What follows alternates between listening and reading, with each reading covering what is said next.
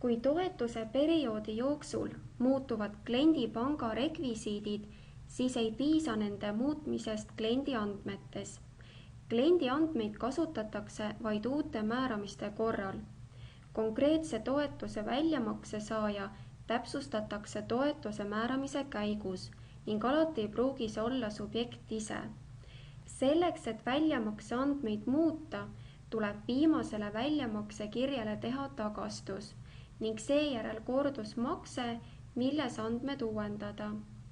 Selleks klõpsa menetluse üldvaates nupule määratud abinõud. Ava abinõu detailvaate nupust. Avanenud aknas klõpsa nupule toetuse väljamaksed.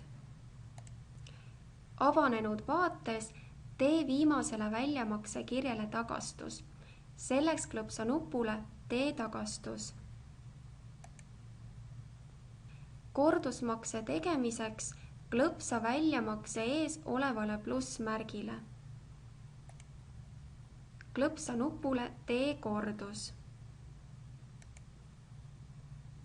Muuda väljamakse andmed ja klõpsa nupule salvesta ja sulge aken.